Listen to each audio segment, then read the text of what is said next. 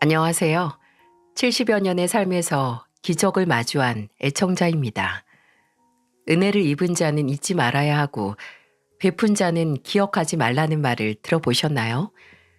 하지만 은혜를 입은 자는 오히려 받은 도움과 배려를 잊기 마련이고 베푼 자만 홀로 본인이 타인에게 준 도움이 본인에게 돌아오지 않음을 씁쓸해하는 게 이 노인도 다 아는 현실이 아닌가 싶습니다. 하지만 종종 생각지도 못하게 내가 가볍게 불어서 날린 민들레 씨가 훗날 예쁜 꽃을 피워 나에게 좋은 향기를 주듯 내가 남에게 베푼 친절이 기적이라는 형태로 돌아오더군요.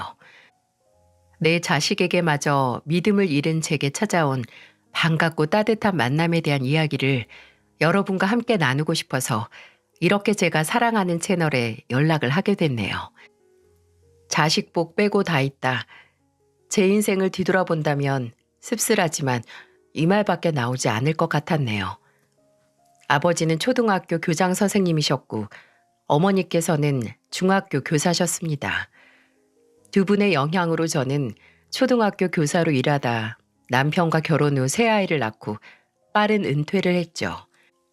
남편은 저를 만나던 당시 본인만의 사업을 시작한 터라 가난했기에 저희 부모님께서 외동딸 시집 보내기 못 믿어 하셨지만 남편은 저와의 결혼 생활 동안 그 걱정을 모두 청산할 수 있었어요. 사업은 승승장구했고 방 하나짜리 좁은 집에서 시작한 저희 부부의 신혼생활은 서울의 마당에 있는 단독주택으로 이사를 해서 새 아이와 단란하게 살 수 있었답니다. 그 편안한 행복이 쭉 갔으면 얼마나 좋았을까요?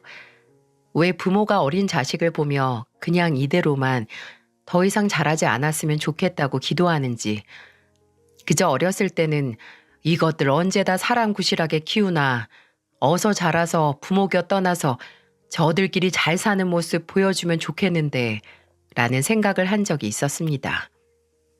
하지만 다 큰 자식들을 보고는 이럴 거면 차라리 기저귀도 못된 아기인 채로 남아줬으면 하는 절절한 마음뿐이네요.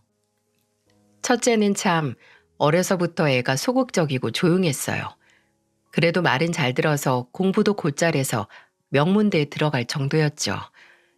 첫째 아들은 조건은 좋았지만 말 주변이 없는 건지 자신감이 부족한 건지 취업을 준비하던 시절 늘 미역국만 말아먹었고 목표로 했던 대기업은 가지 못했지만 그래도 이름 들으면 알아줄 만한 회사에 들어갔어요. 저나 남편은 그것만으로도 참 성공한 인생이라고 생각을 했습니다. 좋은 가족이 있고 제 몸 하나 건사할 수 있는 직업까지 얻었으니 뭘 더 바라겠어요. 그러다가 첫째 아들이 30쯤 돼서 결혼하고 싶다는 아가씨를 한 명 데려왔는데 첫째 며느리는 아들에게는 눈에 넣어도 안 아픈 보물 같은 존재지만 동시에 저나 남편에게는 부모도 몰랐던 내 아들의 모습을 보게 해준 역할을 했네요. 집에 인사를 시키러 왔을 때부터 이미 첫째가 며느리에게 나사가 하나 빠진 것처럼 군다는 사실은 알고 있었습니다. 며느리가 벌이도 그렇게 넉넉지 않고 사돈댁 사정도 여유치 않아서 아들이 모든 결혼 비용이나 신혼집 장만을 부담하겠다고 했을 때부터 말이죠. 뭐 저희 집이 없는 집도 아니고 누가 돈을 얼마 냈으면 뭐합니까? 그저 내 자식이 이 정도로 정성을 다할 제 짝을 찾았다는 생각에 좋기만 했어요. 근데 그 지극정성이 저와 남편에게는 도구로 돌아올 줄 누가 알았겠습니까? 첫째가 손주가 태어나고 몇 년 지났을 때 제게 이런 말을 하는 겁니다. 엄마, 채원이 회사 그만둔 지 꽤 됐잖아요.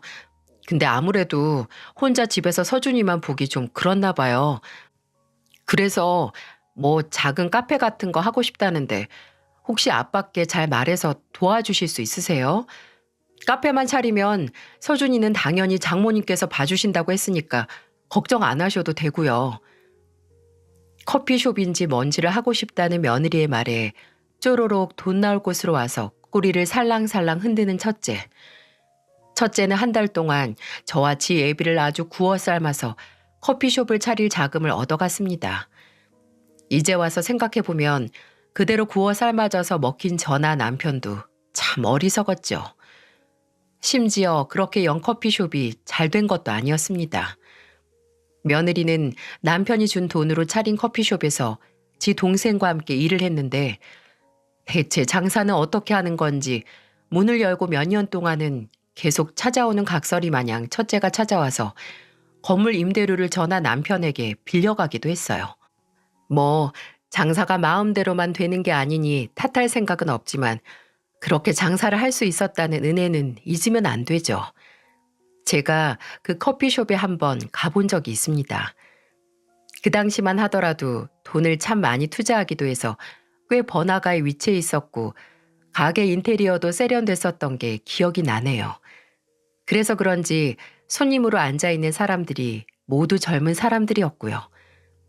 며느리가 파는 커피라도 한 잔 사서 먹고 오려고 들어갔는데 계산대 안에 있던 며느리가 저를 보고 처음 한 말이 뭔지 아시나요? 어? 어머님, 여긴 왜 오셨어요? 여긴 어머님이 드실 만한 거 하나도 없는데. 없기는 왜 없니? 나도 커피 마실 줄 안다 얘. 아, 그럼 한 잔 드릴까요? 저도 커피 한 잔이었지만 내 며느리 가게 매출 올려주려고 며느리가 그냥 준다고 해도 제 돈 내고 올 생각이었습니다. 근데 아주 당연하게 제게 금액을 말하는 며느리를 보고 참 얘도 대단하구나 싶더라고요. 근데 더 의아했던 건 커피를 유리잔이 아닌 종이컵에 줬다는 겁니다. 왜 여기다 주니? 저기 앉아있는 손님들 보니까 다 잔에 마시고 있던데. 어머님 마시고 가시게요? 그럼 그냥 보내려고 했니? 나는 네 가게 구경도 하고 너 일하는 거 좀 괜찮나 듣기도 하려고 했는데. 그럼 좋은데 어머님 저 바빠요. 오늘은 그냥 집에 가면서 드세요. 바쁘다고? 아니 저기 저렇게 빈자리가 많은데 뭐가 바빠? 어머님이 카페 일을 모르셔서 그러는데 원래 손님이라는 게 한 번에 몰리는 거라서 이러다가도 갑자기 바빠져요. 그리고 솔직히 말하면 이걸 어떻게 말해야 돼? 좀 나이 든 사람이 가게에 있으면 젊은 사람들이 안 들어오려고 한단 말이에요. 처음에는 제가 말을 잘못 들은 줄 알았습니다. 어떻게 사람이 이럴 수가 있죠? 이렇게 무례한 말을 가족에게 어려움 하나 없이 내뱉다니요. 저는 어처구니도 없고 화가 나서 제 앞에 커피가 든 종이컵을 손으로 탁 쳐서 엎어버렸어요. 그리고 다른 손님들이 들을 정도로 아주 뚜렷하게 크게 말했어요. 그 젊은 사람들만 와야 한다는 커피숍을 과연 누구 돈으로 열 수 있었는지 네가 기억은 하고 그딴 말을 하는 거니? 됐다. 너같이 생각 짧은 애가 뽑은 커피 입에 댈 생각도 없어. 어차피 꾸정물맛만 나겠지. 그렇게 뻥찐 며느리 얼굴을 보고 집에 들어온 날 밤 아들에게서 전화가 와서 받을까 말까 하다가 받았더니 아니나 다를까 아들은 지색 씨가 한 잘못에 대한 사과보다 일단 제게 화부터 내더군요. 엄마, 채원이 가게 와서 행패 부리셨다면서요? 대체 왜 그러세요? 왜? 행패? 그게 그렇게 말하든? 진짜 행패가 뭔지 내가 찾아가서 보여줘? 너 그 가게에 들어간 네 아버지 돈 도로 내뱉으라고 하기 전에 입 다물어. 모지리 같은 거 같으니라고. 원래 애가 총명하진 않았어도 뭐가 옳고 그른 건 안다고 생각했는데 마누라 얻은 다음부터는 어째 모지리가 됐어. 내 자식이니 이런 말로 끝냈지. 남이었다면 정말 소송을 걸어서라도 이때까지 빌려준 돈 다 갚으라고 했었을 겁니다. 부모가 된다는 게 그저 자식에게 뭐가 우선이고 자식이라면 장기도 모두 내어줄 수 있다지만 그런 사랑이 오히려 첫째에게는 독이었나 봅니다. 그렇다고 둘째나 셋째는 뭐가 더 나았을까요? 윗물이 맑아야 아랫물이 맑은데 윗물이 탁하고 지저분하니 아랫물들도 줄줄줄 말썽이네요. 둘째는 어려서부터 늘 지 아버지처럼 사업을 하고 싶어 했습니다. 공부머리가 지 형만큼은 아니었지만 경제학과를 나와서 사업을 하겠다고 열정이 대단했죠. 남편은 아버지를 존경하는 마음으로 본인의 발자국을 걷는 둘째를 응원하기 위해 초기 사업 자금도 도와줬습니다. 근데 존경하는 마음은 넘쳤지만 운과 능력이 따라주지 않았는지 처음 시작했던 투자 회사는 영 빛을 보지 못했네요. 그런 둘째가 비빌 구석이라고는 저와 남편밖에 없었고, 저도 남편도 자식이 어떻게든 지 사업을 하겠다고 아등바등하는 둘째의 부탁을 들어줬고 힘이 되는 데까지 도와줬습니다.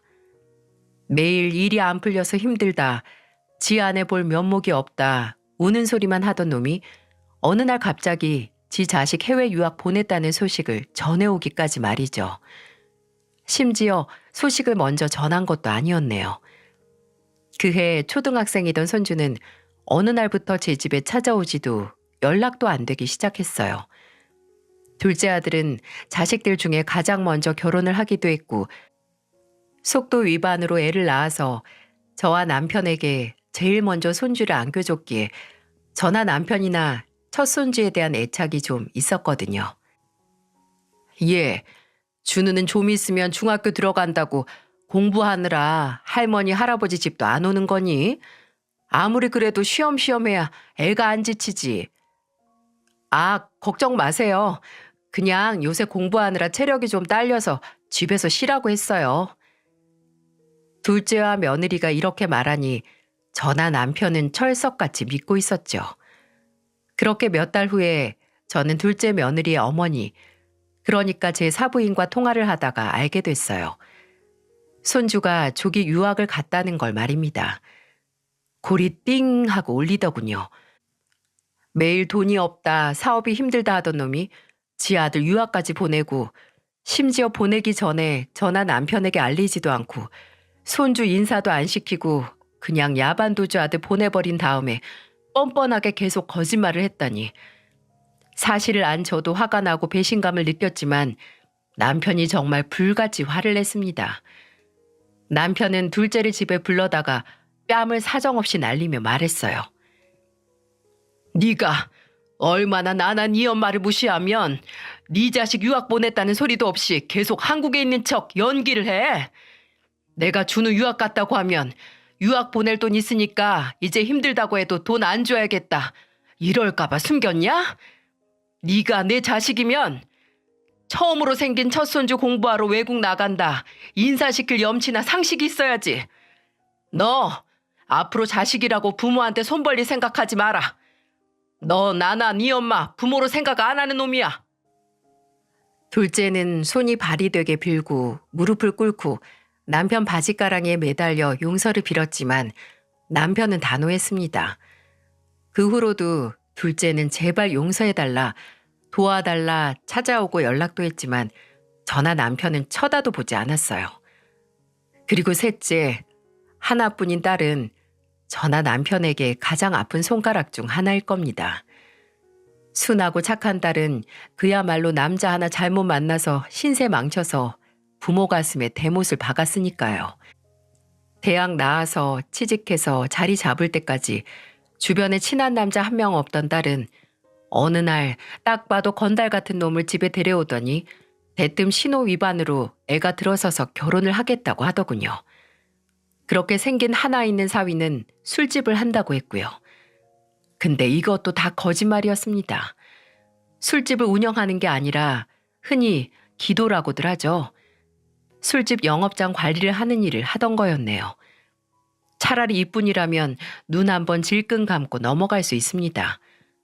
딸이 급하게 돈이 필요하다고 저와 남편을 찾아왔는데 글쎄 그 돈이 사위가 폭력 시비에 휘말렸다고 합의금이 필요하다고 왔던 거였어요. 마음으로는 남을 때렸으면 감옥 가서 죗값을 받으라고 하고 싶었지만 울면서 도와달라고 하는 딸과 차마 갓난쟁이인 제 손주를 애비 없는 자식으로 둘 수 없어서 속이 썩어 들어가는 심정으로 도와줬어요. 하지만 차라리 그때 형을 살든 감옥에 가든 말든 죗값 받아 후회라도 해주게 했어야 했네요. 그 후에도 사위는 폭행, 음주운전, 영업 방해까지 아주 현란하게 쓰레기 같은 짓을 하고 다녔고 그럴 때마다 딸이 울면서 찾는 건 저와 남편뿐이었습니다. 제가 정말 참다 또 울면서 제게 신세한탄하려고 전화를 한 딸에게 말했어요.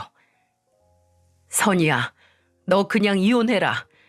요새 이혼했다고 손가락질하는 세상도 아니고 지연이 혼자 키우기 무서우면 이 엄마랑 아빠가 도와줄게. 그러니까 제발 이혼해. 매일같이 속 뒤집어지는 일만 키우는 놈 뭐가 좋아서 그냥 사니? 저는 제가 용기를 주면 딸이 그 왼수 같은 놈을 떠날 거라고 생각했어요.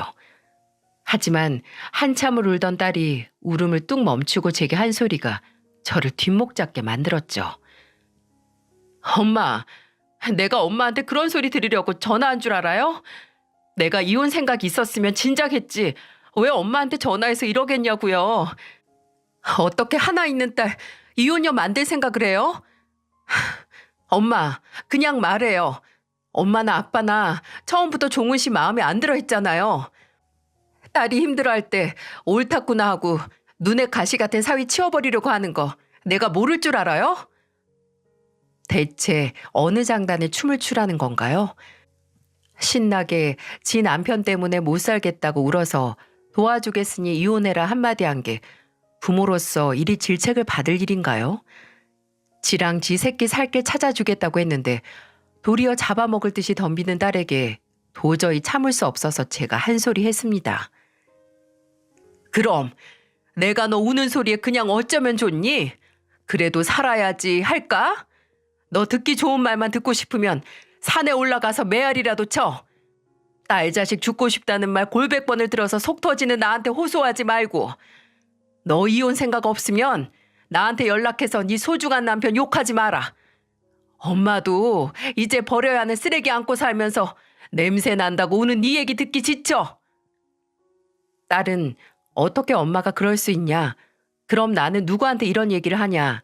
너무한다고 울고불고 했지만 어쩌나요? 지가 그런 놈이라도 끌고 산다는데. 저는 딸에게 이렇게 단호할 수 있었지만 남편은 참 힘들어했습니다. 하나뿐인 막내딸이 그런 불안당 같은 놈과 사는 걸 가슴 사무치게 괴로워했죠. 내 자식이지만 저마다 다른 사정과 변명으로 부모를 지갑 보듯 보는 돈벌레 같은 자식들 때문이었을까요? 남편은 곧 이른을 앞두던 어느 날 뇌출혈로 쓰러지게 됐습니다. 몸살을 크게 앓던 남편은 열흘 뒤에 구토를 하면서 정신을 잃었어요. 구급차를 타고 병원에 도착했을 때 몇 개의 검사 끝에 남편이 잔해 지주막과 출혈이라는 걸 알게 됐고 터질 위험이 있으니 그 전에 수술을 해야겠다고 하더군요. 하늘이 무너졌죠. 부부란 게 언젠가 죽음으로 헤어져야 하는 운명이라는 건 알았지만 그 순간이 이리도 빨리 찾아올지 몰랐습니다. 남편은 긴 수술에 들어갔고 그때 제 곁을 지켜준 건 그래도 피부치 노릇을 하려는 자식들이었어요. 지들도 아버지가 쓰러졌다는 소식에 놀라 한 걸음에 달려왔는데 그래도 내 자식들은 맞구나 싶더라고요. 수술 후 남편은 첫 수술 후에 정신을 회복하고 가족들을 알아보긴 했습니다. 하지만 그 안도도 찰나의 것이었죠. 수술 부위에 재출혈이 생겼고 또다시 응급수술을 해야 했어요. 한시도 안심할 수 없는 그 순간에 첫째가 그러더군요. 엄마, 이런 말씀드리기 조심스럽지만 아버지 정말 가망이 없어 보여요. 조금이라도 희망이 있을 때 아빠 유산 정리하고 집도 처분한 다음에 그냥 저랑 같이 살아요. 제가 아빠가 떠나신 후에 어떻게 엄마 혼자 사시게 내버려 둘 수가 있겠어요. 처음에는 이놈이 아버지 재산을 노리고 수작을 하는구나 했습니다. 하지만 재산이라고 해봤자 집과 아주 소액의 노후자금 뿐이었어요. 이미 일평생 일군 재산은 삼남매가 하이에나처럼 다 뜯어갔기에 풍족했던 살림이 그냥저냥 어떻게든 먹고 살 수 있는 정도로 쪼그라들었으니까요. 제가 이 사실을 말하니 첫째는 의외의 얘기를 하더라고요. 제가 이 순간까지 돈에 눈이 뒤집힌 후레자식인 줄 아세요? 그냥 엄마가 아빠 떠나신 후 힘들 때 정리하느니 차라리 지금 좀 담담하게 먼저 정리하시는 게 심적으로 괜찮지 않을까 해서 한 말이에요. 이놈이 좀 철이 들었나 싶으신가요? 아마 다른 사람들이 보기에는 그래도 꿍꿍이 속이 있구나 할 수도 있을지 모릅니다. 하지만 정신을 차리지 못하는 남편이 병상에 누워있는 그 순간 그나마 제가 기댈 수 있는 사람은 자식이라는 생각에 제 마음이 약해졌네요. 남편은 끝내 짧은 투병 생활 중 숨을 거뒀고 정말 혼자 남은 제게 남은 가족은 아들 둘과 딸뿐이게 되어버렸습니다. 그래도 아직 자식들 집에 얹혀 살고 싶지 않아서 첫째의 제안도 거절을 했어요. 근데 며칠 후 정신을 차렸나 싶던 첫째가 저를 찾아와 이렇게 말하더군요. 지금 이 시기에 엄마한테 이런 부탁드리는 게 자식으로서 얼마나 염치 없는 일이라는 걸 알지만 정말 제가 도움 청할 수 있는 게 엄마밖에 없어요. 장모님께서 이번에 갯돈 때문에 문제가 생겨서 동네 아줌마들한테 단체로 고소를 당하기 직전이에요. 무슨 갯돈을 여기저기서 돌려막기를 하신 건지 액수도 꽤 커서 엄마, 아버지 재산 얼마 남지 않을 거 아는데 이 집이라도 어떻게 담보대출 받아서 저희 좀 도와주시면 안 될까요? 애엄마가 매일 지 엄마 때문에 죽고 싶다고 어떻게 해야 할지 모르겠다고 밤낮으로 울어서 미치겠어요. 이뿐만 아니라 둘째도 그렇고 셋째도 마치 짠 듯이 제게 찾아와 무슨 문제가 있다며 제발 도와달라고 하는 겁니다. 둘째는 지 회사 고객하고 문제가 생겼다고 투자금을 돌려달라고 한다고 회사에 와서 난리를 쳤다고 하고 셋째는 이제 와서 이혼하겠다고 도와달라고 하고 아마 남편이 옆에 있었던 시절에 저였다면 택도 없다고 했을 테지만 남편이 떠나고 약해질 대로 약해지고 남은 건 자식들 뿐이라는 생각에 차마 애들의 부탁을 거절할 수 없었어요. 제가 정말 미쳤었죠. 하나 남은 집을 담보로 대출을 받아서 첫째에게 일정 부분을 빌려주고 나머지는 둘째와 셋째에게 빌려줬습니다. 솔직히 생각해보면 그때까지만 해도 저는 첫째가 저를 모시고 살겠다는 말을 믿었기에 그런 결정을 할 수 있었던 것 같아요. 만약 일이 잘못돼도 장남이 나를 책임져 주겠지 하는 안일한 생각으로 말이죠. 결과는 어땠을까요? 꼭 갖겠다고 하던 자식들은 제 연락을 피하기 시작했고 끝내 장기간 연체로 인해 저당 잡힌 집은 은행의 경매로 넘어가고 말았어요. 끝까지 믿었던 자식들로 인해 저는 먼저 간 남편이 남겨준 집을 잃고 만 겁니다. 심지어 이혼하겠다고 변호사 구하겠다고 돈 가져간 딸은 이혼도 안 했습니다. 저는 끝내 계속해서 연락을 피하고 집 문도 안 열어주던 첫째를 찾아가서 힘들게 얼굴을 마주하게 됐고 그렇게 마주한 첫째는 저를 보자마자 이딴 소리를 해서 간당간당 버텨오던 저를 무너지게 만들었네요. 아무리 그래도 지금 같이 사는 건 어려워요. 남는 방도 없고 그렇다고 엄마를 거실에서 지내게 할 수는 없잖아요. 일단 있는 돈으로 원룸이라도 구하든 하세요. 상황 봐서 꼭. 원룸? 너는 돌아가신 네 아버지가 남겨준 그 집을 날려놓고 나한테 알아서 방 구해서 살라는 말이 나오니? 네가 내 속에서 나온 자식 맞아? 그렇게 지가 책임지겠다, 모셔가서 살겠다던 놈이 이제 와서 알아서 살라고? 이 쓰레기 같은 놈. 됐다. 차라리 이렇게 알거지 된 김에 너나 네 동생들 같은 돈벌레 치우게 됐으니 속이 다 시원하다. 아이, 엄마가 무슨 알거지예요. 아빠가 벌어놓은 돈이 얼만데. 그래, 그 돈이 얼만데 40 넘은 자식들이 다 빼먹어가서 그것도 동났어. 쌀통에 든 쌀벌레들처럼 네 부모 통장에 든 돈벌레들 때문에 바닥났다고. 네 동생들이나 너나 엄마 빈털털이 된 김에 이제 빼먹을 것도 없으니까 연락하지 마라. 내가 전 재산 어디 기부했다 치고 원수 같은 너희들 남은 내 인생에서 청산했다고 칠 테니까 연락하지 말어. 내 속으로 난 자식들이 그럴 리 없다고 생각했던 걸까요? 그래서 더 이상 회복할 수도 없게 배신을 당하고서야 이놈들은 답이 없다는 걸 인정하고 정신을 차릴 수 있었던 걸까요? 저는 첫째뿐만 아니라 둘째, 셋째에게도 통보했어요. 이제 남은 게 없으니 다들 알아서 살고 연락도 하지 말라고요. 너희에게 털릴 대로 털렸으니 양심이 있으면 니들 애미가 편하게 살 수 있게 놓아달라고 말이죠. 그리고 제게 남은 돈으로 방 하나짜리 집을 월세로 얻어서 이사를 갔습니다. 물론 연락처도 바꿨고 그놈들에게 이사 가는 주소도 일체 말하지 않았고요. 근데 정말 거짓말처럼 돈벌레들에게서는 어떠한 연락도 오지 않았어요. 정말 이것들이 양심이 있어서 연락을 안 하고 찾아오지 않았던 걸까요? 그래도 애미인 저는 알죠. 아마 제게 돈이 남아있다고 생각했다면 제가 해외로 도피를 했어도 끝까지 찾아와서 돈을 갈취해 갔을 거라는 걸 말이죠. 가져갈 돈이 없어진 제게 명절이나 제 생일에도 연락 한번 하지 않는 자식들. 아니, 이제 남보다도 못한 돈벌레들을 생각하면 씁쓸하긴 해도 마치 남편과 처음 신혼생활을 했던 그 좁은 집 같은 곳에서 다시 한번 저만의 인생을 시작해야겠다는 결심으로 힘을 냈습니다. 집은 구했어도 곧 70인 나이에 몇십 년을 쉬던 돈벌이를 해야 했기에 초조하면서도 다시 젊어졌다는 기분으로 구직 활동을 시작했어요. 그 결과 기업이 많은 번화가 24시간 국밥집 야간조로 일을 할 수 있었네요. 아, 그러고 보니 제가 일을 시작하고 얼마 안 있어서 모르는 번호로 한 통의 전화를 받았는데 그게 다름 아닌 둘째 며느리의 전화였습니다.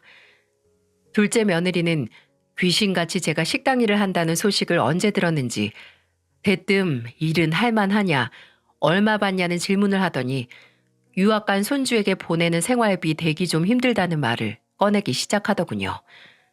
딱 봐도 그 생활비를 제게 달라는 소리가 나올 것 같아서 바로 끊어버렸습니다. 제가 일하는 식당은 손님이 그 근처 회사에서 야근 마치거나 회식을 하고 아예 해장까지 하고 가는 회사원들 뿐이니 야간조에는 바쁘지 않다고 나이 들어서 손이 느린 저도 할 수 있는 일이라고 하더군요.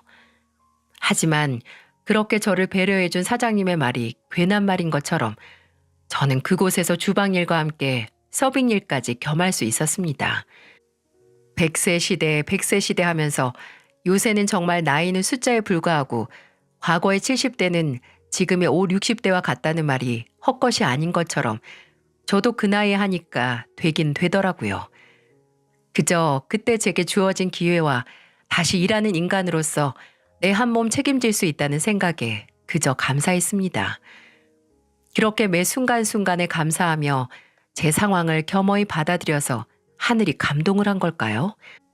아니면 정말 제가 오래전에 던지고 던진 것도 잊고 있었던 부메랑이 되돌아온 걸까요? 어느 날 제가 일하는 식당에 기적이 찾아왔어요. 여느 때와 같이 새벽인 시간에 한산한 식당에서 일을 하고 있었습니다. 낮에 쓸 음식 재료 손질을 하고 나가서 손님들이 먹고 간 상을 치우고 있었는데 한 청년이 저를 힐끗 보는 게 느껴지더라고요. 근데 그게 한두 번이 아니어서 놀라지도 않았어요.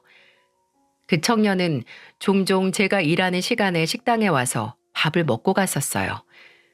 그 근처에 대기업이 하나 있는데 거기 사원증을 가지고 있던 걸 봐서 거기 다니는 회사원이라고 생각을 했죠. 나이는 한 30 초중반 정도 되었을까?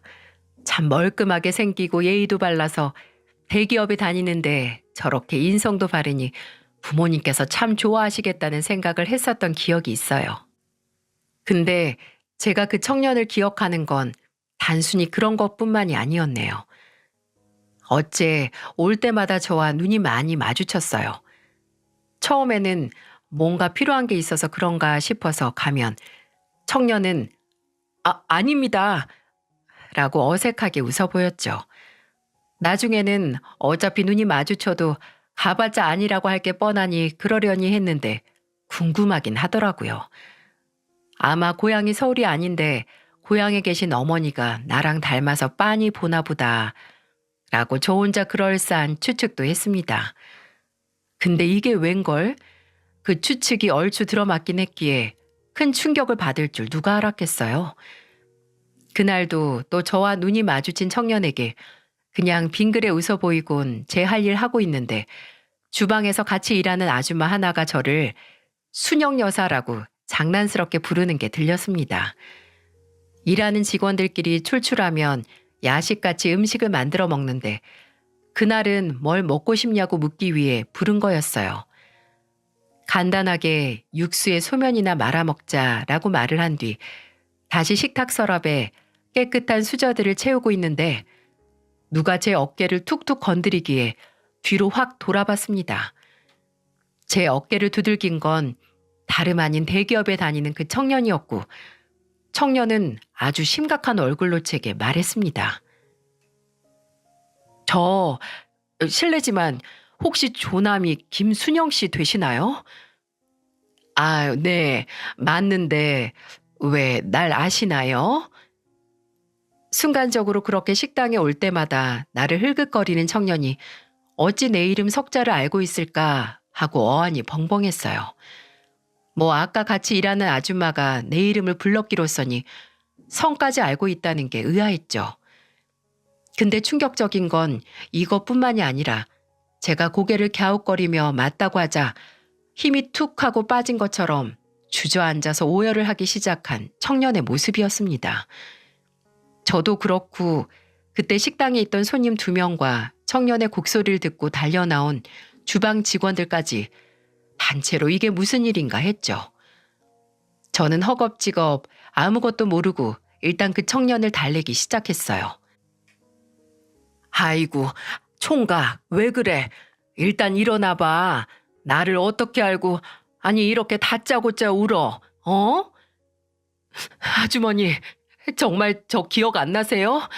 저 명호예요, 명호. 아주버님 집 새방에 살던 새댁 아들 명호요.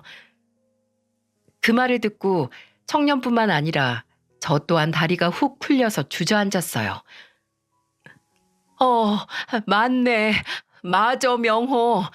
아유, 크더니 엄마 얼굴 그대로 닮았네. 언제 이렇게 컸어, 어? 어찌 잊을 수 있을까요?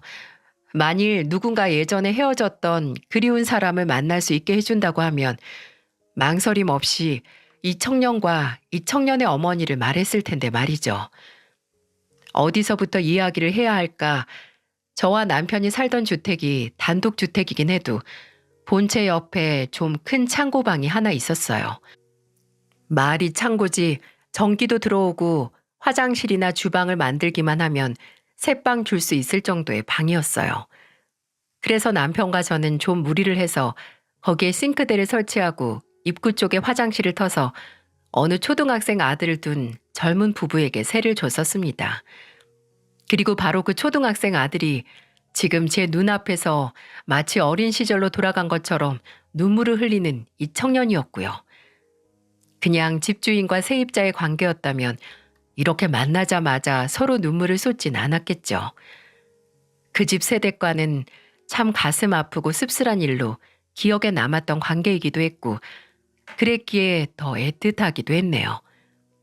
초등학생 아들이 있긴 했지만 저보다 한참은 동생일 법한 나이이기도 했고 또 뭔가 조용하고 수줍음 많은 게 세댁스럽기도 해서 저는 이 청년의 어머니를 늘 세댁이라고 불렀던 기억이 나네요.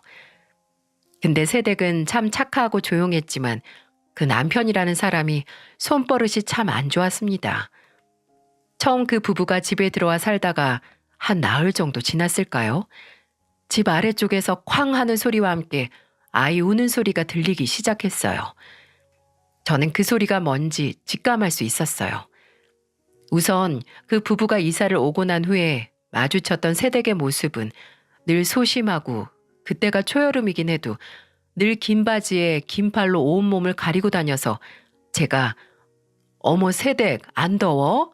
라고 물으면 그저 어색하게 웃으면서 대화를 피했다는 게 기억이 났기에 저 소리가 세댁의 남편이 내는 가정폭력의 소리라는 생각이 들었어요. 여보, 경찰에 얼른 전화해. 새빵 세댁 지금 위험한 것 같아. 자초지종을 모르던 남편도 일단 제 말을 듣고 경찰에 전화를 했고 아니나 다를까 경찰이 출동하고 나서 새빵 문이 열렸을 때 새댁의 눈에는 커다란 멍이 들어 있었습니다. 그 후로도 그 집에 몇 번의 경찰이 오고 가고 나중에는 경찰을 부르기도 전에 저와 남편이 그 새방에 달려가서 문을 쾅쾅 두들기기도 했어요. 당장 그 새댁에게 이혼하라고 하고 싶었지만 그래도 어찌 남이 당장 갈라서라고 책임지지도 못할 소리를 내뱉을 수 있겠어요. 근데 하루는 늦은 밤에 현관문을 쾅쾅 두들기는 소리가 나서 남편이 나갔더니 글쎄 새댁이 입술에 피가 맺힌 채로 어린 아들을 안고 왔던 거였어요. 그 사람이 이제 저 말고 애한테도 손을 대려고 해요. 술 먹고 저 때리다가 그거 보고 말리려는 아들한테 손을 들려고 해서 도망왔어요. 아주머니, 저 좀 살려주세요. 그때 저와 남편은 결심했습니다. 이 두 모자를 평생 책임지겠다는 각오로 사람 목숨을 살려야겠다고 말이죠. 저는 새댁에게 경제적인 문제만 없다면 이혼을 할 생각이 있는지 물었고, 새댁은 아무리 두려웠어도 아들을 위해서 그래야만 할 것 같다고 했습니다. 저와 남편은 새댁을 도와서 그 가정폭력범을 상대로 이혼 소송을 진행했고, 그 인간 알고 보니 바람도 피우고 있었더라고요. 심지어 이혼 후에 그 바람난 상대와 살림까지 차렸고요. 새댁은 차라리 상대가 있어서 본인과의 이혼을 미련 없이 할 수 있었다고 다행이라고 하던 게 기억이 나네요. 그 후에 저와 남편은 결심한 대로 새댁에게 아낌없는 후원을 했습니다. 일단 새댁에게 방세는 받지 않기로 했어요. 새댁은 그럴 수 없다고 무슨 일을 해서든 돈을 벌어서 방세를 내겠다고 했지만 저와 남편은 돈을 벌어서 남는다고 해도 그건 하나 있는 아들을 위해 저축을 하든 뭐라도 더 사입히던 먹이던 하라고 했어요. 저와 남편은 새댁에게 격리학원이라도 보내서 남편 회사에 사무 보조로 취직을 시키고 싶었지만 새댁은 가방끈 짧은 본인이 처지 때문에 분에 넘치는 일을 맡을 수는 없다고 일자리 문제는 어떻게 해서든 본인이 해결을 하겠다고 했습니다. 그렇게 말했던 새댁은 금방 가사 도우미 일을 구했고 아들과의 새 출발을 위해 노력을 했죠. 그때 제 자식들은 모두 고등학생, 중학생이었던 터라 애들이 학교 가고 나면 집에 저밖에 없었기에 초등학생이었던 청년이 학교 갔다 돌아오면 혼자 집에 있지 말고 저희 집에 와 있으라고 했어요. 그럼 저는 그 애가 숙제하는 걸 옆에서 봐주고 간식도 챙겨주고 새댁이 일이 늦게 끝나는 날이면 아예 저녁까지 해서 집으로 보내기도 했죠. 그만큼 어린 청년은 제 말동무가 되어주기도 했습니다. 또 하루 종일 일을 하는 새댁을 위해 저희 가족들 먹을 반찬 할 때 재료를 더 넣어서 새댁과 어린 청년이 먹을 반찬도 한 보따리 싸서 냉장고에 넣어주는 게 그 당시 제 낙이기도 했네요. 이제는 어제 제가 무슨 반찬으로 밥을 먹었는지 가물가물한 나이가 됐지만 그 당시 새댁이 일을 시작하고 처음 제 생일이 됐을 때 얼마 되지 않는 월급에서 아끼고 아껴서 제게 선물로 꽃분홍색 립스틱과 손수건을 준비해서 수줍게 내밀었던 것과 어린 청년이 써준 편지는 아직도 생생하게 기억이 납니다. 그렇게 정말 가족처럼 제 동생처럼 지냈던 새댁이 떠난 건 그리 멀지 않은 어느 가을날이었네요. 주말 아침 현관문을 두들기는 소리에 나가보니 어린 청년이 눈물 콧물을 흘리면서 서 있더군요. 제가 놀라서 왜 그러냐고 물으니까 청년은 다 새는 발음으로 말했어요. 아줌마, 엄마가 숨을 안 쉬어요. 엄마가 일어나질 않아요. 어린아이의 말에 제 심장이 덜컥 내려앉았습니다.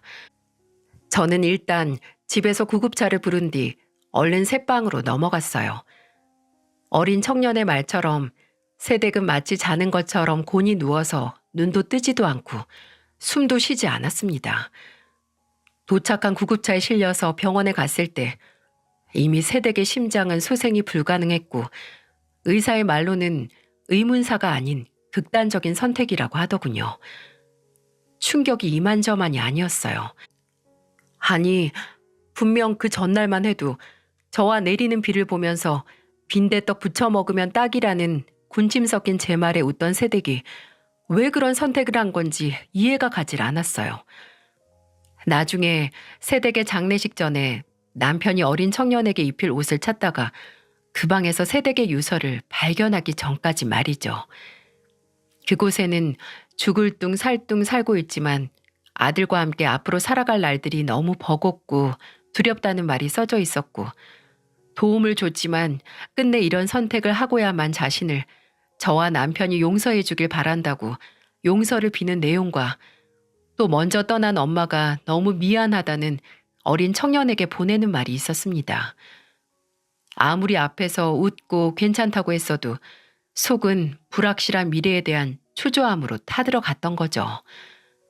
아무리 그래도 어린 자식을 두고 간 새댁이 야속하기도 했지만 그 속을 먼저 알아주지 못했다는 죄책감으로 가슴이 꽉 조여오는 것만 같았네요.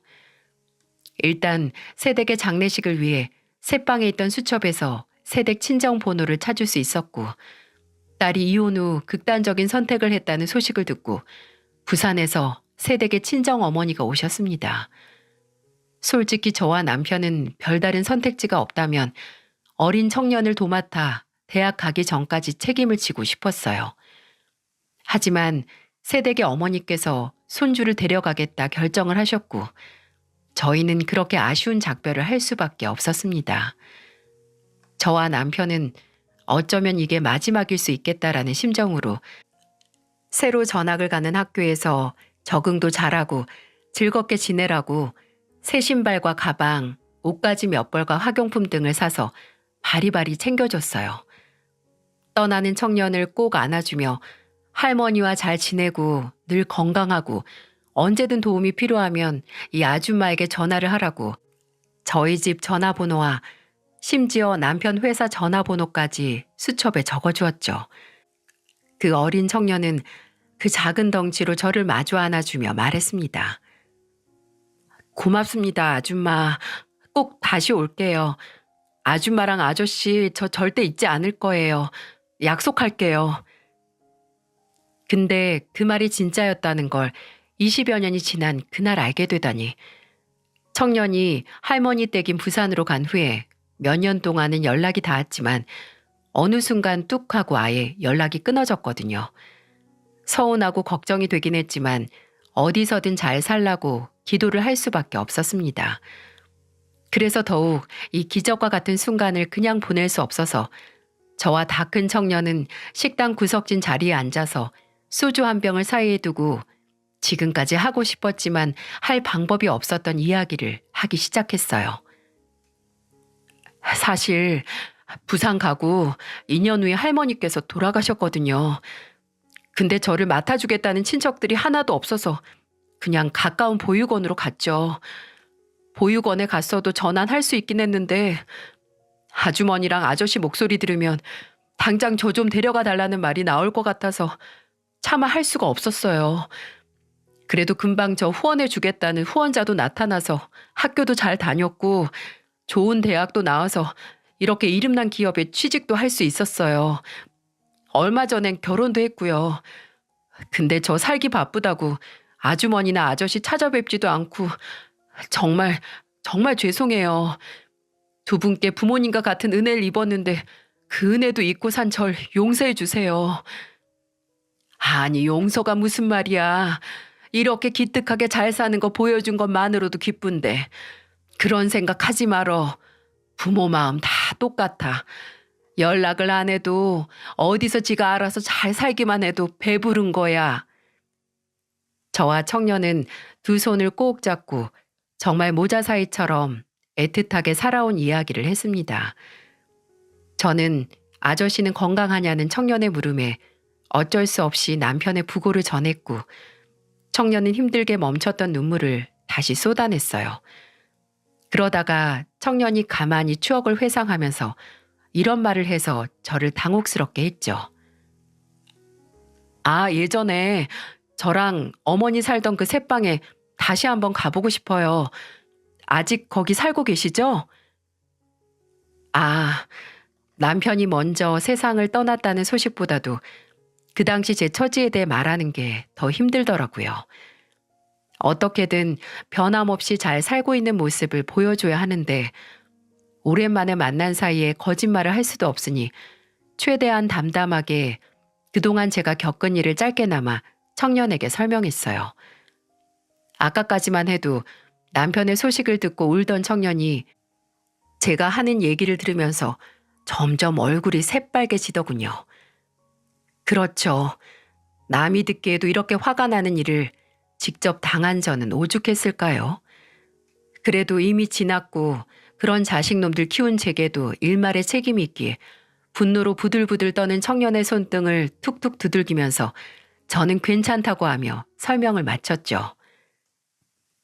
안 그래도 아주머니가 이런 시간에 식당에서 일하시는 거 보고 이상하게 생각하긴 했는데 혼자서 힘들어서 어떻게 버티셨어요? 아니, 잘하셨어요. 그런 것들은 자식도 아니고 정말 인간 새끼들도 아니에요.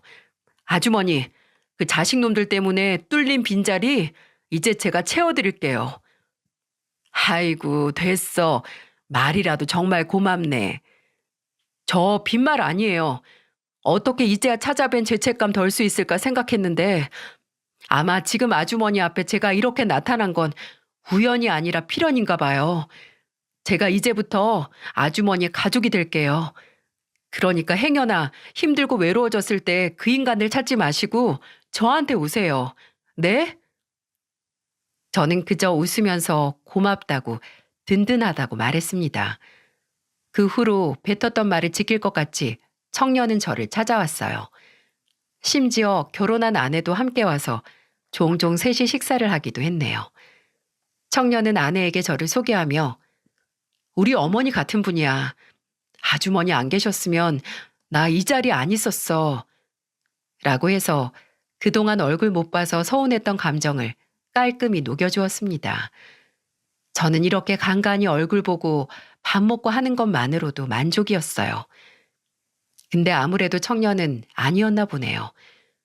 어느 날 제가 식당을 쉬는 날 저를 찾아오더니 함께 갈 곳이 있다고 저를 데리고 가는 게 아니겠어요? 도착한 곳은 청년이 사는 동네에서 멀지 않은 곳에 있는 아주 깔끔해 보이는 아파트였죠. 제가 여긴 누구네 집이냐고 물으니 청년이 바로 이해할 수 없는 소리를 했습니다. 아주머니가 마음에 들어 하시면 아주머니가 살게 될 곳이죠. 어? 명훈아, 그게 무슨 소리니? 지금 월세로 살고 있는 곳 정리하고 제가 알아본 두어 곳 있거든요. 오늘 거기 둘러보시고 마음에 드시는 곳으로 계약해요. 제가 당장 집은 못 사드려도 전세 정도는 해드릴 수 있어요. 기함을 할 노릇이었죠. 아무리 소중하게 다시 만난 인연이라고 해도 전셋집을 얻어준다니 저는 제 눈에는 아직까지 헤어졌을 당시 그 어린 모습으로밖에 보이지 않는 청년에게 그만한 도움을 받을 수 없어서 거절을 했어요.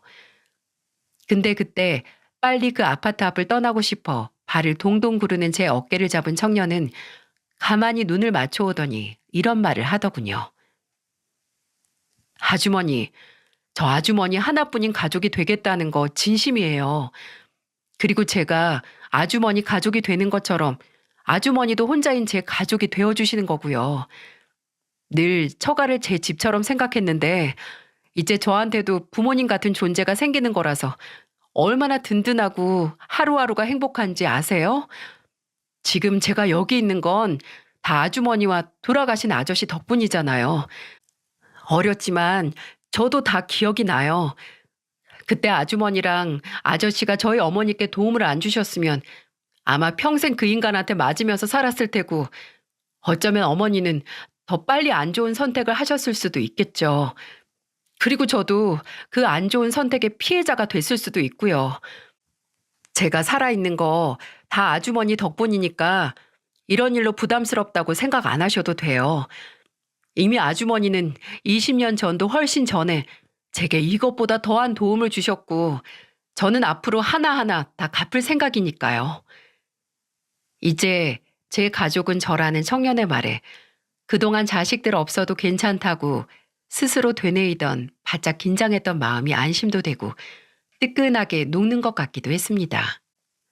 내 몸과 마음을 갈아서 키운 자식들은 끝내 제게 배신과 실망감만 안겨줬는데 까맣게 잊고 산 청년은 이제 저를 책임지겠다고 나서는 모습을 보니 천륜이라는 것에 대한 부질없음과 또 인연이라는 것에 대한 위대함을 새삼 느낄 수 있었네요. 저는 청년의 바람대로 청년이 마련해준 아파트로 이사를 했고 그 후로 2년이 지난 지금도 그곳에서 살고 있어요. 제가 이사를 하고 몇 달 후에는 청년의 장모님 그리고 장인어른과 만나 식사도 했고요. 청년이 처가 식구들에게 본인에게 부모님 같은 사람을 소개시켜 주고 싶다고 만든 자리였습니다. 지금도 청년은 일주일에 꼭 한 번씩은 절 찾아와 함께 식사를 하고 있고 당연하게 명절은 아내와 작년에 태어난 예쁜 딸까지 데리고 와서 시간을 보냈어요. 그리고 얼마 전 거의 3년을 생사도 모르고 살던 첫째에게서 연락이 왔었어요. 지 애미보다도 지극정성이던 아내와 처가에 무슨 이유인지 모르겠지만 이혼당해서 버림받았다고 너무 힘들어서 제 생각이 났다고 하면서 전화를 했더군요. 이제 와서 하나뿐인 모자 행세하자는 어처구니 없는 말에 그저 나는 너랑 연락 끊고 나서도 네 생각 안 났고 앞으로도 안 할 거다 라고 하고 전화를 끊었습니다. 어떻게 연락을 막는 방법을 몰라서 명호에게 말했더니 제 휴대폰을 가져가더니 알아서 막아주더군요. 앞으로도 제게 자식 같은 가족 같은 존재는 명호와 명호의 가족들 뿐일 겁니다. 은혜와 의리를 베풀어라. 인생 어느 곳에서든지 서로 만나지 않겠는가라는 말처럼 앞으로 내 행동 하나하나가 어떤 모습으로 내게 다시 되돌아올지 예상할 수 없는 게 인생이 아닌가 싶습니다. 평생 제 역할에 충실하고 거짓 없이 살았다고 자부했건만 자식들의 모습을 보며 그렇게 진실되게 살아온 날이 부질없다고 좌절했던 적이 있었습니다. 하지만 우연인지 필연인지 모를 재회로 인해서 다시 지금까지 살아온 제 인생에 대한 자부심을 찾은 것 같아서 그저 감사하기만 합니다. 그리고 그 자부심을 다시 한번 되새길 수 있는 자리를 마련해준 채널 관계자 여러분께도 감사의 말씀을 전하고 싶습니다. 제 이야기를 보내고 싶어도 글솜씨도 없고 컴퓨터는 켜지도 못하는 늙은이라서 용기가 안 났는데 그래도 한번 연락을 해보자 해서 명호의 도움으로 채널에 연락을 했을 때 제게 용기를 주고 전화까지 해서 제 사연을 정리해 주시고 많은 도움을 주셔서 감사합니다. 깊은 배려심을 느낄 수 있었네요. 늘 하고 싶은 말이 많은 사람들의 마음의 창이자 소통의 창이 되어주는 채널에 다시 한번 감사의 말씀을 드리면서 여러분들도 늘 건강하고 행복하셨으면 합니다. 안녕하세요. 전자회사에 근무하고 있는 30대 여자입니다. 여러분이 생각하는 세상에서 가장 한심한 종류의 사람은 어떤 사람인가요? 저는 겉멋만 든 사람이 정말 한심하게 느껴집니다. 알맹이를 채우거나 성장하려 하지 않고 그저 치장에만 신경 쓰면서 겉만 화려하게 꾸미는 사람은 백발백중 본인뿐만 아니라 상대방도 겉만 보고 판단하거든요. 겉은 그저 돈만 들이면 얼마든지 꾸며낼 수 있지만 정작 능력이나 인성 같은 건 돈으로는 절대 해결할 수 없는 거잖아요. 저도 한때 화려하고 번드르르한 겉모습에 속았던 적이 있습니다.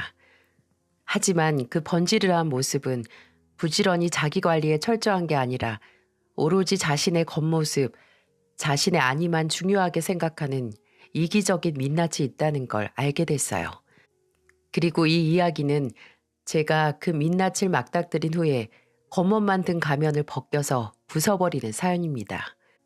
지금은 알아주는 대기업 전자회사의 기획팀에서 일하고 있지만 얼마나 출세를 하고 얼마나 돈을 벌어도 저는 늘 돈 제대로 쓰는 법을 몰랐어요. 옷 하나를 사도 브랜드 상관없이 그냥 오래 입고 유행 안 타는 보세에서 샀고 좋은 걸 하나 먹으려고 하면 소고기 원산지가 어디고 몇 등급인지 따질 줄도 몰랐죠. 제가 검소하다기보단 그냥 어렸을 때부터 보고 자란 습관 때문일 겁니다. 저희 집은 오래전에 사고로 아버지를 여의고 어머니와 저 이렇게 둘만 생활을 했거든요. 어머니께서는 오래된 설렁탕집을 운영하면서 저희 둘 모녀가 먹고 살 생활비를 벌었고 최소한의 생활비 외에 남는 돈은 모조리 저축을 하셨어요. 싼 게 비지떡이라는 말은 저희 어머니 앞에서는 비지떡이라도 배만 부르면 족하다라는 말로 무용지물이 됐고요.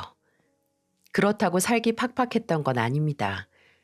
그저 소비를 해야 한다면 값이 싼 최선의 선택지를 선택할 뿐이었고 남들이 보기에는 구질구질하고 악착 같다고 할 수도 있지만 그런 생활 습관이 저와 어머니를 안락한 집에 살 수 있게 해줬고 또 저를 대학에 보내줬고 지금의 편한 생활이 가능하게 만들었어요. 근데 또 습관이 무섭잖아요. 제가 취업을 하고 생활이 예전보다 훨씬 여유로워졌지만 저와 저희 어머니의 씀씀이는 그대로였어요. 1인당 몇십만 원씩 하는 호텔 레스토랑도 남편과 연애할 때 처음 가봤으니 말입니다. 남편은 저와 다르게 쓸 때는 쓸 줄도 알고 또 돈 쓰는데 거침이 없는 사람이었어요. 대학교 동기에게서 소개를 받은 남편은 저와 동갑으로 해외 명품 브랜드 회사의 관리직이었는데 직업만 들어도 좀 화려하고 있어 보인다고 생각을 했어요. 아니나 다를까 소개를 받고 처음 만나는 자리에 남편은 쓰리피스에 딱 보기에도 기성품이 아닌 맞춤으로 보이는 정장을 입고 나왔더군요. 비싼 옷에서 나오는 건지 아니면 탄탄한 직업에서 나오는 건지 모르겠지만 남편의 첫인상은 자신만만하고 콧대가 좀 높아 보인다는 거였네요. 말 한마디 한마디에서 자신감이 보였고 첫 데이트도 굉장히 주도적으로 이끄는 리더십이 있었습니다. 그렇게 제게 없는 점을 갖고 있는 남편에게 전 끌렸어요. 자신을 잘 가꾸고 투자하는 남편에게 말이죠. 남편은 사용하는 향수만 수십 가지였고 옷은 따로 옷방을 만들어도 모자랄 정도로 많다고 했어요. 때로 본인이 누리고 걸치고 있는 걸 나열하면서 뽐내기도 했지만 그때는 자기 관리에 참 철저한 자신감이라고 생각을 했습니다. 이왕 할 거면 뭐든 최고를 해야 직성이 풀리는 남편은 저와 연애를 하던 때도 최고의 데이트 코스를 짜서 왔어요. 좌석 가격만 30만 원 가까이 하는 VIP 뮤지컬 티켓을 예매하고 연줄이 있어서 예약을 해야만 갈 수 있는 원 테이블 레스토랑에 가서 식사를 했죠. 종종 제가 데이트에 돈을 너무 많이 쓰는 것 같다. 그냥 소소한 데이트도 좀 하자고 하니 이런 말을 하더라고요. 나는 지혜 너랑 하는 건 뭐든 최고로 즐기고 싶어. 여행부터 한 끼 식사까지 뭐든지. 나한테 소중한 사람하고 시간 보내는 건데 돈이 무슨 대수야. 그래도 한 번 만나는데 매번 몇십씩 쓸 수 없잖아. 내가 쓰는데 왜 지혜 네가 아까워해? 나는 별 볼 일 없는 곳에서 시간 보내고 싶지 않아. 내가 그러고 싶다니까. 이때 이 사람이 시간을 1분도 그저 그런 걸로 허비하고 싶어 하지 않는구나 라는 걸 느낄 수 있었어요. 하지만 오로지 남편이 제게 돈을 잘 쓴다고 해서 마음이 갔던 건 아니었어요. 아무리 살아가는 방식이 달라도 본질적으로 저희는 같은 점이 있었거든요. 남편도 저와 마찬가지로 일찍 아버지가 돌아가시고 홀어머니와 남동생 셋이서 살아왔다는 점이 같았죠. 만난 지 반년 정도 지났을 때 남편은 술 한 잔 걸치고 제게 고백을 하더군요. 내가 죽어라 출세해서 돈 버는 거?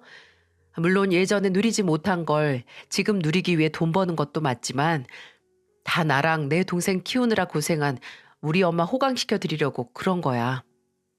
주혁 씨 어머니께서 고생을 많이 하셨나 봐. 우리 엄마 진짜 불쌍하게 사셨어. 지혜 너희 어머니는 그래도 식당 하나라도 있지. 우리 엄마는 돌아가신 아버지가 남긴 빚 때문에 남의 집 청소해주는 아르바이트 하면서 몸이 부서져라 일하셨어. 지금에야 나랑 동생이 돈 벌어서 빚도 다 갚고 엄마 집 마련해서 편하게 사시지만 내가 평생 다 갚아도 모자라. 그 마음을 누구보다 잘 알았습니다. 저 또한 어머니께서 혼자 딸 자식 조금이라도 본인보다 편하게 살게 하기 위해 일하셨던 걸 알고 어른이 돼서 돈을 벌면서 늘 어머니 생각이 먼저 났거든요. 좋은 곳에 가면 어머니 생각이 가장 먼저 나고 좋은 걸 먹으면 어머니 생각이 나는 그런 마음을 말이죠. 살아가는 방식은 너무나 다르지만 이렇게 동병상련 감정을 느낄 수 있는 남편에게 정이 들었고 저희는 사귄 지 2년 만에 결혼 준비를 하기 시작했습니다. 평소에도 본인 어머니 이야기를 참 애틋하게 하고 끔찍히 생각하는 걸 알고 있었지만 실제로 남편이 시어머니와 함께 있는 모습을 봤을 때는 적잖이 놀랐습니다.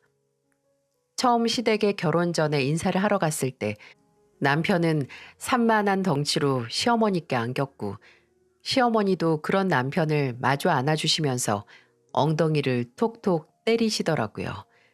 제가 보는 앞에서 말이죠. 조금 놀라긴 했는데 그냥 사이가 정말 좋은가 보다라고 생각하고 넘겼어요. 근데 남편을 안아주던 시어머니가 남편 뒤에 있던 저를 보는 순간 달라지는 표정과 눈빛에 흠칫하고 놀랐던 게 4년이 넘게 지난 지금도 기억이 나요. 남편을 안아줄 때는 사르르 눈 녹듯이 미소를 짓던 인자한 얼굴이 저를 보자마자 싸늘하게 식으면서 무표정하게 변하는 게 말이죠. 처음 뵙겠습니다. 유지혜입니다. 그래. 잘 왔어요. 들어와요. 나중에는 웃어주시긴 했지만 뭔가 굉장히 가식적인 느낌이었어요. 억지로 웃어 보여주는 그런 느낌이요. 찜찜한 마음을 애써 한 구석으로 몰아두고 들어가 자리에 앉았을 때 형식상 이런저런 이야기가 오고 갔습니다. 그러다가 저도 아버지가 일찍 돌아가시고 어머니도 혼자 오래 지내셨다는 이야기가 나왔는데 시어머니가 갑자기 굉장히 서글픈 표정을 지으시더라고요. 그래서 본인 처지와 같은 집안이라서 좀 공감이 되시나 싶었는데 그 입에서 나온 말은 전혀 그런 종류의 말이 아니었어요. 우리 아들 불쌍하게 장인하고 술 한잔 못 해보겠네. 아니, 이게 말이 되나요? 불쌍한 건 일찍 아버지가 돌아가셔서 어머니하고 둘이 산 저지 장인한테 고작 술 한잔 못 받는 남편이 대체 뭐가 불쌍하냐고요. 제가 어처구니가 없어서 뭐라 대답을 못하니까 남편은 수습한답시고 내가 결혼해서 장인어른 생기면 아버지랑 못 해본 거 하고 싶었던 걸 아셔서 그래. 라고 하는데 그 말에 저도 기분이 나빠 작은 목소리로 남편에게 그럼 나도 억울하지. 며느리 사랑은 시아버지라고 하잖아. 라고 했네요. 시어머니는 본인이 말실수한 걸 전혀 인지하지 못하고 그 후로도 제가 국내 대기업에 다닌다는 얘기가 나오니까 요새는 해외 브랜드가 최고라더라 라는 소리를 하셨네요. 좀 짜증이 나서 시댁 거실을 쭉 둘러보고 어머님, TV랑 에어컨이랑 저기 공기청정기 다 저희 회사 제품이네요. 써보니까 역시 국내 제품이 최고죠? 라고 하니 시어머니는 입술을 한번 삐죽거리고 바로 다른 주제로 대화를 돌리시더군요. 나중에 시댁에서 식사를 다 마치고 집으로 가려고 일어설 때 제가 나오면서 차 키를 남편에게 건넸거든요. 근데 배웅해 주시던 시어머니가 그걸 보고 또 이렇게 말씀하셨어요. 너는 네 손으로 운전대 안 잡니? 갈 때도 주여기를 꼭 시켜야 쓰겠어? 아니 그럼 남편 차를 타고 왔는데 굳이 제가 운전을 해서 가야 하는 건가요? 운전을 제가 안 했다는 것만으로 타박받아야 하는 건지 남편은 제게 우리 엄마가 나를 너무 아껴서 그래. 장가 간다니까 걱정되고 서운하셔서 괜히 지금만 그러시는 거지 결혼하면 안 그러실 거야. 라고 했지만 저는 그 말을 믿지 않았어요. 그리고 제 예상이 적중했죠. 시어머니의 이런 행동은 저희가 결혼을 해서 더 심해졌지 결코 나아지진 않았습니다. 오히려 이 첫 만남이 시작이었죠. 솔직히 너무 많아서 전부 늘어놓진 못하겠지만 정말 대표적인 얘기만 해드릴게요. 일단 시어머니는 남편이 힘을 쓰는 꼴을 못 보셨어요. 무거운 물건을 들거나 벽에 못을 박고 가구 같은 걸 조립하는 것을요.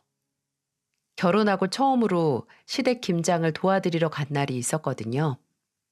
처음부터 제게 먼저 전화를 하셔서 바쁜 애한테 말하지 말고 그냥 너만 오라고 그렇게 얘기하시더군요. 남편은 주말에 쉬게 내버려 두고 저만 오라고요. 근데 제가 왜 굳이 그래야 하나요? 모른 척하고 남편을 끌고 가니 시어머니는 현관으로 들어서자마자 절 째려보시더군요. 그리고 김장을 준비하면서 김치를 버무려야 할 큰 대야가 필요하잖아요. 근데 바닥에 깔린 비닐이나 신문지는 보이는데 대야가 도무지 안 보여서 시어머니께 물어봤죠. 어머님, 김장할 큰 대야 같은 거 없어요? 어디서 해요? 어? 아, 있어, 있어. 잠깐 기다려봐라. 그러고 한참을 주방에서 다른 일을 하셔서 저도 양념 만든 거 정리하고 있는데 그때 남편이 화장실에 갔거든요. 화장실 문이 닫히는 소리가 나자마자 갑자기 저를 부르셨어요.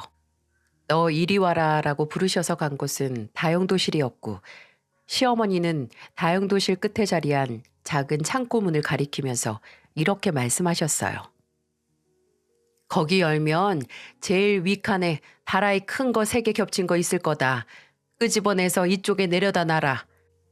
일단 시키시니까 하긴 했는데 느낌이 좀 이상했어요.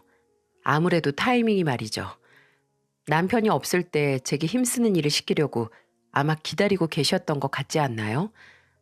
그래도 사람이 그렇게 유치할까 싶어서 애써 다르게 생각하려고 하는데 제 느낌은 틀린 게 아니었네요. 시어머니는 남편에게는 담근 김치를 넣은 빈통을 안겨주면서 옮기라고 하시고 제게는 절인 배추가 가득 들어있는 스텐 대야를 안겨주시면서 거실로 옮기라고 하셨습니다. 뭐가 더 무거울까요? 남편은 키가 180이 넘고 운동도 꾸준히 해서 몸이 좋았고 저는 160 초반의 키에 몸에 근육도 얼마 없어서요. 근데도 시어머니 눈에는 남편이 세상 약해 보이고 제가 힘 좋은 돌쇠처럼 보이는지 너무나 당연하게 무거운 것만 골라서 제게 일을 시키시더군요. 진짜 헛웃음이 나왔습니다. 나중에 김장이 다 끝나고 설거지도 저를 시키시려고 하기에 중요한 전화 받는 척하면서 남편에게 떠넘겼어요. 그랬더니 시어머니가 한숨을 푹 쉬면서 설거지를 하려고 하는 남편에게 됐다, 가라 하고 본인이 하시더군요. 참나. 그리고 김치 2통 받고 집으로 가려고 하는데 정말 끝까지 그 김치통을 가리키면서 지혜가 들고 가, 잘 먹어라 라고 콕 집어서 말하셨어요. 진짜 너무하신다 싶어서 저는 잘 먹을게요. 여보 들고 내려와 라고 한 다음에 먼저 현관문을 빠져나갔습니다. 명절에도 마찬가지였어요. 조금이라도 힘이 더 드는 일은 악착같이 제게 맡기려고 하셨어요. 이외에도 남편이 한 번씩 혼자 시댁에 가서 밥을 먹고 오는 날이면 어김없이 그날 저녁에 전화를 하셔서 너 요새 네 서방밥 잘 안 챙기니? 애가 집에 와서 한 달은 굶은 것처럼 밥을 먹고 가더라. 그럴 거면 너 일 그만두고 집에서 살림해. 무슨 대단한 일 한다고 서방 배 굶겨가면서 하니? 라고 하시기도 했어요. 처음에는 그 전화를 받았을 때 크게 당황해서 제대로 말도 못했는데 3번쯤 받고 나니 태연하게 집에서도 그렇게 걸신 들린 것처럼 먹어요. 걱정 마세요. 라고 할 수 있었네요. 그 후로도 종종 제게 일을 그만두면 어떻겠냐는 말을 꺼내시긴 했는데 그중에는 빨리 그만두고 집에서 쉬어야 애가 잘 들어선다 라는 이유 때문이었어요. 여자가 밖에서 오래 일하면 애가 잘 안 들어선다는 말도 안 되는 소리를 하면서 말이죠. 저희 부부가 결혼 후 얼마 안 지나서 바로 임신 계획을 생각했던 건 사실이었지만 제가 일을 해서 애가 안 들어선다니 말이 안 되잖아요. 근데 결혼하고 2년이 지나도 애가 안 들어서자 한 번은 저를 의심까지 하시는 거 아니겠어요? 몸에 이상이 없는 이상 이렇게 애가 안 생길 수 없다고 저를 끌고 산부인과에 가려고 하셨어요. 그것도 처음에는 밥 사주시는 척해서 저를 불러내신 후에 말이죠. 시어머니가 점심 한 끼 하자고 하셔서 나간 자리는 제 몸에 이상이 있는지 없는지 알기 위한 덫이었습니다. 식사를 다 하자마자 갈 곳이 있다고 저를 데려간 곳은 바로 산부인과였어요. 어머님, 여긴 왜... 내가 불안해서 직접 너 데리고 병원 와서 네 몸에 하자 없는 거 눈으로 확인해야 내가 발 뻗고 잘 수 있을 것 같아서 그래. 아니 결혼한 지 2년이 다 됐는데 어찌 여직 소식이 없어? 제가 저번에 말씀드렸잖아요. 올해 초에 건강검진 싹 했을 때 산부인과 검진도 했는데 아무 문제 없다고 했다고요. 내가 그걸 어떻게 믿어? 그냥 한 번 더 받아봐. 내가 보는 앞에서. 못 믿으시는 건 어머니 문제고요. 제가 괜찮다는데 대체 왜 그러세요? 그리고 제가 문제가 없다면 주혁 씨도 검사를 해야 하는 거 아닌가요? 뭐? 그게 무슨 소리냐? 내 아들 몸에 무슨 문제가 있다 이거냐? 이 김숙재 아들한테는 아무 문제 없어. 그럼 한경애 씨 딸 몸에도 아무 문제 없어요, 어머님. 제발 부탁인데요. 이제 제 임신 문제로 이렇게 불러내시는 것처럼 저한테만 스트레스 좀 그만 주세요. 임신은 뭐 저 혼자 해요? 이렇게 호소를 해도 시어머니는 말을 듣지 않으셨죠. 나중에는 제가 회사를 더 다니려고 일부러 약을 먹어 임신을 안 한다고까지 몰아가셨습니다. 저희 집에 와서 제 책상이나 화장대 약은 없는지 확인하다가 제게 들켜서 한바탕 난리가 나기도 했어요. 그럴 때마다 남편은 그저 우리 엄마가 날 너무 생각해서 우리 엄마가 아직도 내가 애처럼 느껴지나 봐. 다 나 걱정해서 그러시는 거니까 당신이 좀 이해해줘. 라고 정말 말뿐인 위로만 할 뿐이었어요. 그냥 우리 엄마 불쌍하게 살아온 사람이니까 네가 이해해라 라고 강요하는 것밖에 아니었네요. 아니, 오히려 한술 더 떴습니다. 결혼하고 1년이 지나가기도 전에 저는 알아버렸네요. 제가 이야기 초반에 남편은 본인에게 투자하는 걸 두려워하지 않고 자기 관리가 투철하며 소중한 사람에게도 돈을 잘 쓴다고 말했었죠. 근데 그게 아니었더라고요. 남편이 투자하고 돈을 쓰는 건 본인과 본인의 가족들에게 뿐이었어요. 저와 제 가족은 그 바운더리에 들어가지도 않았고요. 그건 결혼하고 나서 시어머니의 생신과 저희 친정어머니의 생신이 지나고서야 깨달을 수 있었죠. 시어머니는 11월 생이시고 저희 어머니는 2월 생이시거든요. 저희는 그해 6월에 결혼을 해서 시어머니 생신을 먼저 축하드려야 했어요. 남편은 제게 선물만 준비하고 생신날 다 같이 식사를 할 레스토랑은 본인이 직접 예약을 하겠다고 하더군요. 저는 남편이 제게 전해준 대로 시어머니께 드릴 조교기와 명품 스카프를 준비했어요.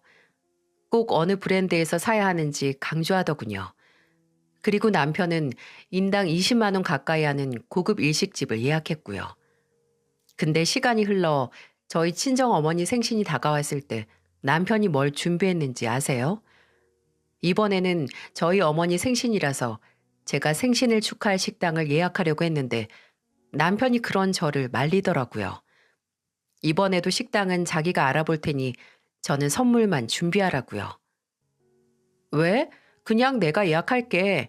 안 그래도 어머니 요즘 회가 당긴다고 하셨는데 내가 오마카세 예약하려고 했는데. 회? 알겠어. 그럼 내가 좋은 대로 예약할게. 아무래도 선물은 당신이 준비하는 게 낫잖아. 나는 여자들이 뭘 좋아하는지도 잘 모르고. 엄선해서 좋은 식당을 예약한다고 하는데 저도 알겠다고 하고 그냥 어머니 선물만 준비했죠. 근데 남편이 저와 어머니를 데리고 간 식당은 시어머니 생신을 축하했던 고급 일식집과는 정반대인 인당 3만 원도 안 되는 무한 리필 해산물 뷔페였습니다. 믿겨지시나요? 본인 어머니 생신에는 20만 원짜리 일식집을 예약한 사람이 장모님 생신에는 인당 3만 원이라니. 아니, 3만 원도 아니고 정확히는 2만 7천 원이었습니다. 꾸역꾸역 할인까지 다 받아서요. 제가 뷔페 앞에서 넋이 나가서 물어봤어요. 여기야? 설마 여기서 우리 엄마 생신 축하를 하자는 거야? 괜찮지? 여기 지점이 특히나 평이 좋대. 장모님이 회 드시고 싶다고 하셨죠? 오늘 마음껏 드세요. 진심으로 그 자리에서 뻔뻔하게 웃는 얼굴을 주먹으로 치고 싶었어요. 우리 어머니가 왜 이런 무한 리필 뷔페에서 생신을 축하받아야 하지?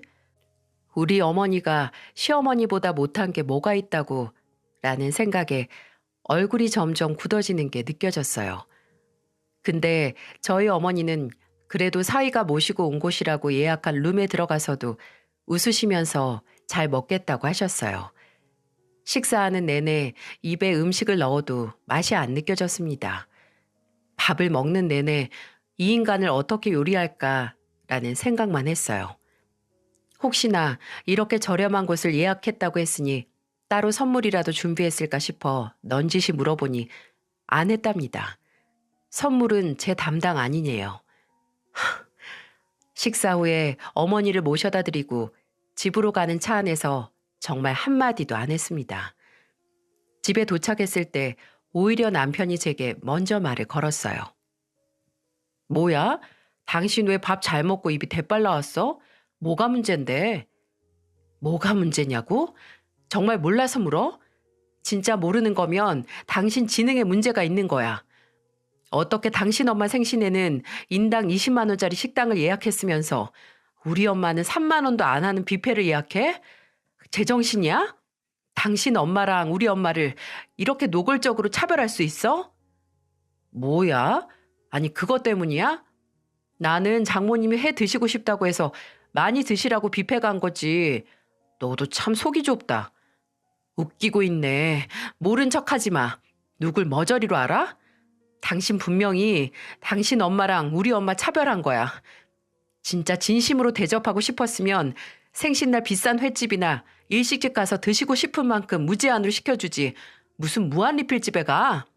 당신 엄마 생신에 무한 리필 뷔페 갈 수 있어? 당신 회사 상사들 모실 때 무한 리필집 갈 거야? 명품 브랜드에서 일한다고 온 몸을 명품으로 두르고 다니면 뭐하니? 정작 가족은 무한 리필집 데려가서 대접한다고 하는데. 아, 그건 다르지. 장모님은 워낙 아무거나 잘 드시잖아. 음식도 원래 맛을 아는 사람 입으로 들어가야 안 아까운 거야. 아, 그래? 그럼 내년 시어머니 생신에는 당신이 먹던 남은 음식 대접하면 되겠다. 그치? 뭐? 너 그게 무슨 말이야? 당신 어머님 꼭 당신이 먹다 남긴 밥 싹 드시잖아. 감자탕에 있는 고기도 그렇고 간장게장도 당신이 먹다 남긴 거 꼭 한 번 더 싹 긁어서 드시잖아. 남은 음식만 먹던 사람한테 그렇게 좋아하는 남은 음식 드려야지. 안 그래? 이 사건 후로 같은 문제로 몇 번을 싸웠는지 몰라요. 그 다음에 시어머니 생신에 제가 생신 선물로 저희 어머니 생신에 갔던 무한 리필 뷔페 2인 동반 무료 티켓을 드렸던 때 한 번 더 박터지게 싸웠어요. 남편은 본인 가족이나 본인에게 드리는 돈이나 시간, 노력은 전혀 아까워하지 않으면서도 꼭 저나 저희 어머니께 들어가는 투자는 아까워서 쩔쩔매면서 꼭 어떻게 해서든 더 싸거나 시간이 덜 들어가는 길을 찾으려고 했습니다. 한 번은 무슨 바람이 불었는지 본인 회사 브랜드에서 새로 출시한 화장품을 가져와서 저희 어머니 가져다 드리라고 주더군요. 웬일이래? 하고 고맙다고 했는데 뭔가 화장품 케이스들이 굉장히 작은 겁니다. 근데 용량이 되게 작다. 원래 크림 한 통에 50ml는 하잖아. 이건 30ml 정도 돼 보이고 이건 20ml 정도 되겠는데? 아, 신제품이라서 그래. 신제품이라서. 정식 출시 전에 먼저 만든 거라 아무래도 용량이 좀 작아. 그리고 원래 고급일수록 용량은 적은 거야. 이 얘기를 듣고 그저 그런가 보다 했는데 거짓말을 치려면 증거를 완벽하게 없앴어요.